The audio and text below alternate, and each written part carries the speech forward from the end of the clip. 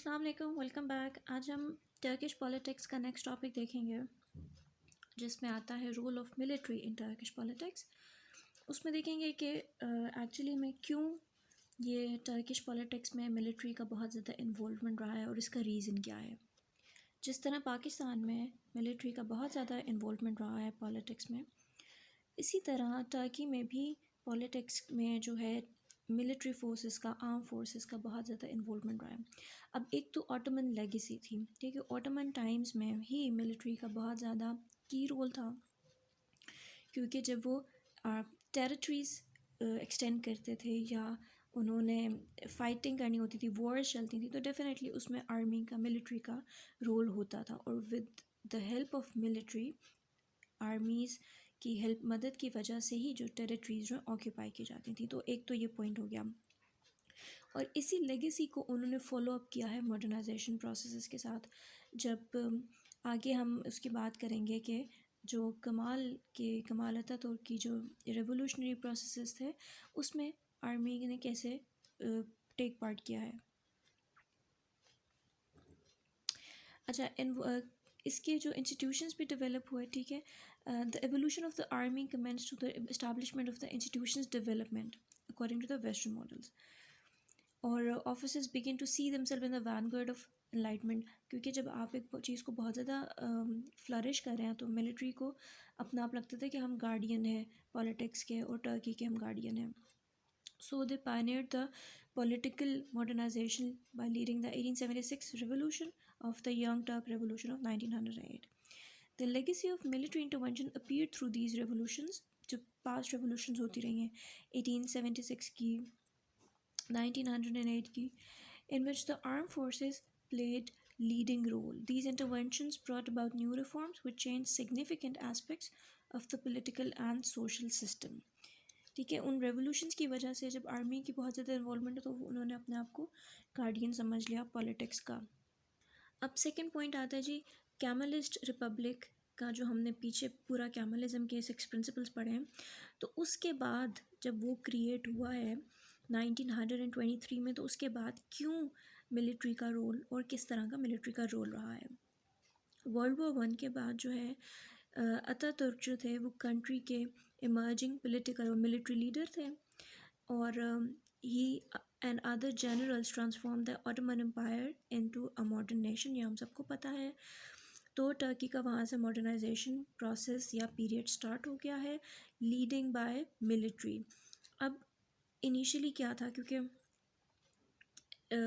जिस तरह Ottoman empire में मिलिट्री की ज़रूरत रही है, ठीक है, इसी तरह इस रिपब्लिक इन्वायरमेंट में भी, रिपब्लिकनिज्म में भी इनिशियली मिलिट्री की ज़रूरत रही। लेकिन क्या हुआ कि जब ये फर्स्ट ईयर ऑफ रिपब्लिक था, कैमलिस्ट रिपब्लिक का, तो मुस्तफ़ा कमाल ने चाहा कि वो आर्मी का थोड़ा सा रोल जो है अब ज़रा कम करें, क्योंकि पार्टी पॉलिटिक्स में या गवर्नमेंट अफेयर्स में बहुत ज़्यादा इन्वॉल्वमेंट हो रहा था, तो उन्होंने चाहा कि थोड़ा सा इसको कम किया जाए।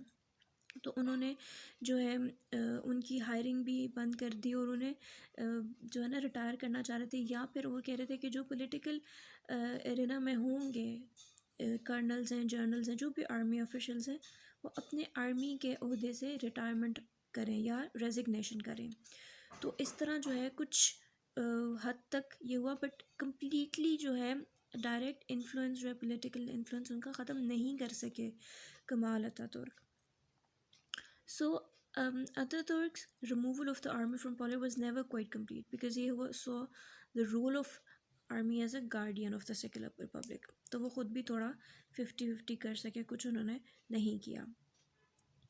So, यहाँ से फिर आर्मी को भी लगा कि अब जो है ना ये उनकी सोल ड्यूटी हो गई है, बॉर्डर्स को संभालने के अलावा इनके पास ऐसी ड्यूटी है कि वो पॉलिटिक्स को संभालें, कॉन्स्टिट्यूशन जो अनकॉन्स्टिट्यूशनल चीज़ें हैं उनको रोका जा सके। So, when it has felt that republic and its principle to be threatened, the army has in the past taken responsibility for its prey. जब भी कुछ ऐसा होता था तो आर्मी की रिस्पॉन्सिबिलिटी होती थी कि उसको प्रोटेक्ट करें। So, the duty of the armed forces is to protect and safeguard Turkish territory and the Turkish Republic as stipulated by the constitution. इस वजह से जो है उन्हें ये बहुत ज़्यादा इंटरवेंशन उनकी चलने लग गई, और उनको भी लगता था कि हम they see themselves as a guardian of the republic and its principles. और लेकिन इसकी वजह से क्या हुआ ना कि अब टर्की चाहता था कि ईयू का मेंबर बने, तो आर्मी की इंटरवेंशन की वजह से टर्की और ईयू के रिलेशनशिप काफ़ी अफेक्ट हो रहे थे। सो क्योंकि ईयू के प्रिंसिपल्स में है कि they are opposite to military involvement, ठीक है, वो मिलिट्री के इन्वॉल्वमेंट पॉलिटिक्स में नहीं चाहते। वो टर्की को भी कहते थे कि अगर आपने ईयू की मेंबरशिप लेनी है तो यू हैव टू जो है ना उसको आर्मी का इन्वॉल्वमेंट मिनिमाइज़ करें। So why European Union has been pushing Turkey to reform its civil military relations, यही था कि कोपेनहेगन क्राइटेरिया की वजह से उन्हें इसको कम करना था और पॉलिटिकल इकोनॉमिक एंड जो भी थे उसकी वजह से उनको ऑब्लिगेशन करनी थी ईयू मेंबरशिप के लिए।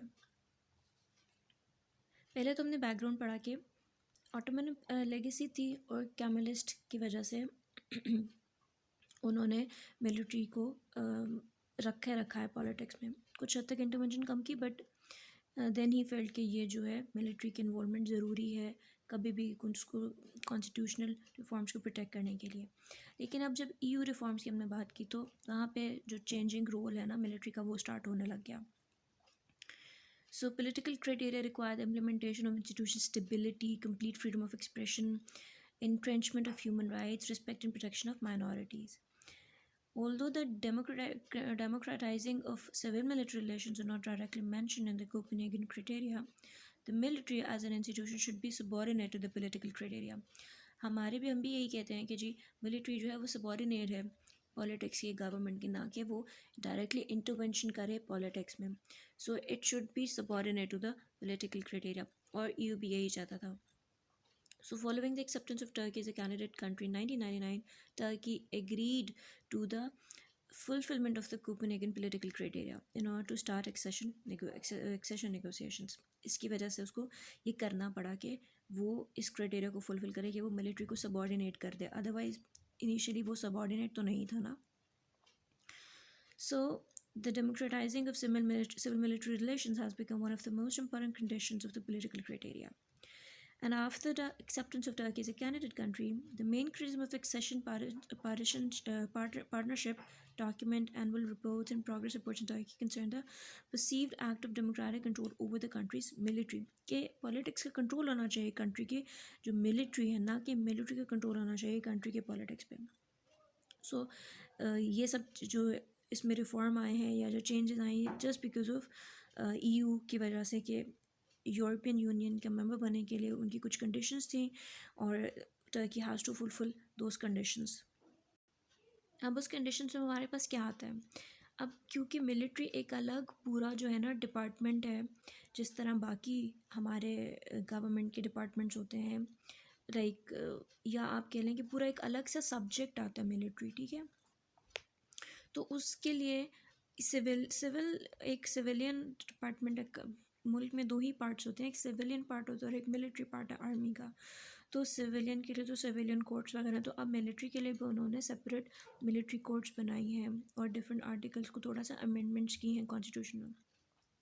So the firstly, the position of National Security Council in politics was one of the main impediments in relation with EU.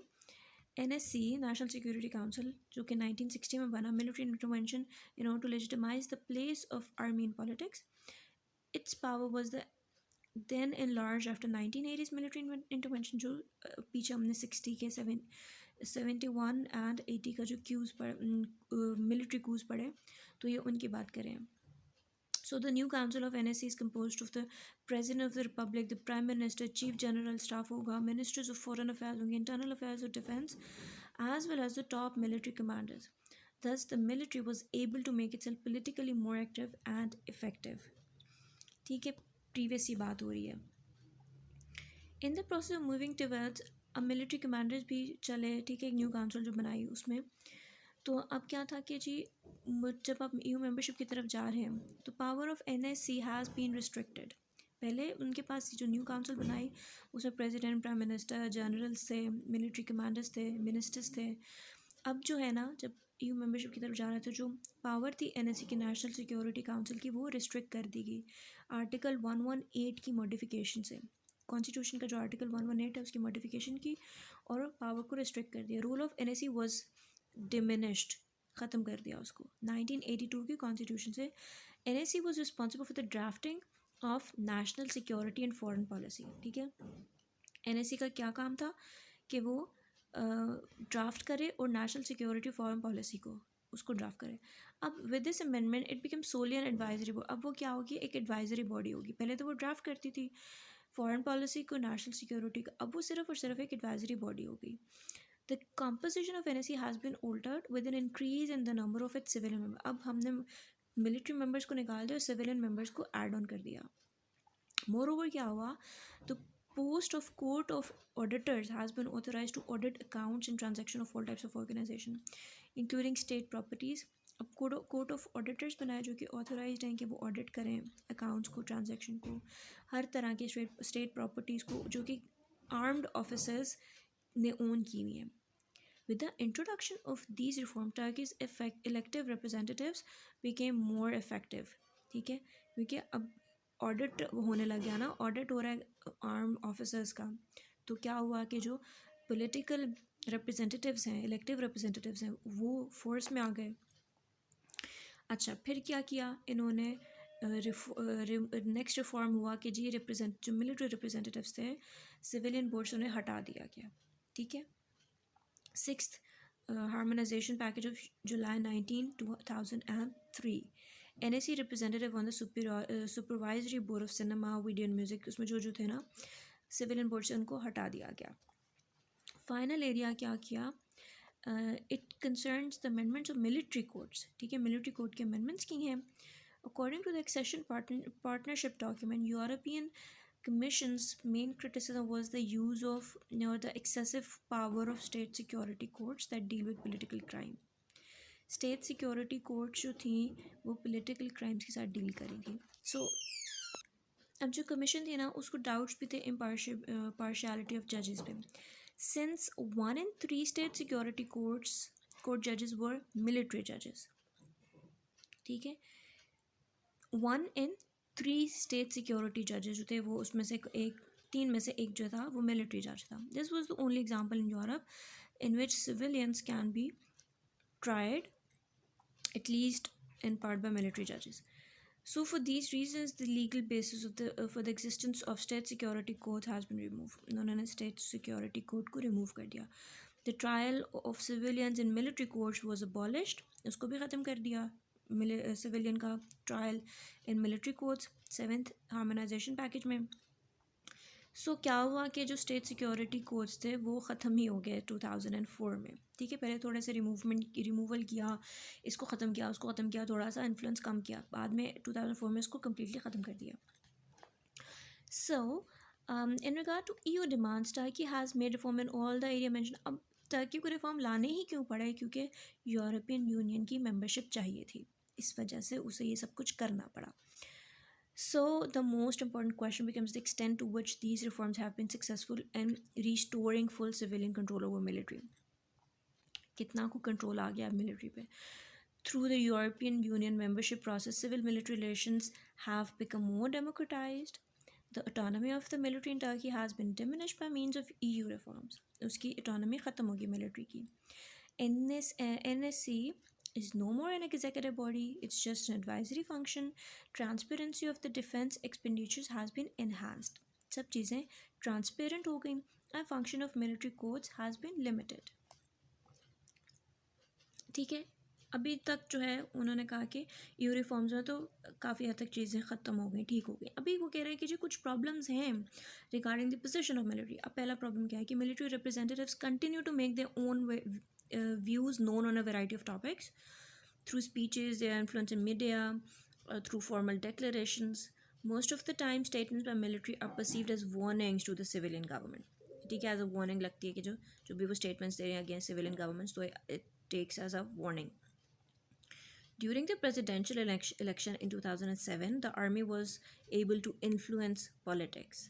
As the generals objected to Abdullah Gül, the AKP candidate, they placed a message on the Defense Ministry website threatening intervention. This e-coup, electronic coup, caused political chaos in Turkey, which resulted in a new general election.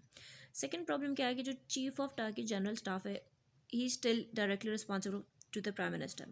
contrary to EU practices. This unchanged position of the military indicate the political influence of the military remains, कि अभी भी थोड़ा थोड़ा जो है ना influence है military का, and the civil power in Turkey still far from exercising full control over military, कि अभी तक वो पूरा exercise नहीं कर सके.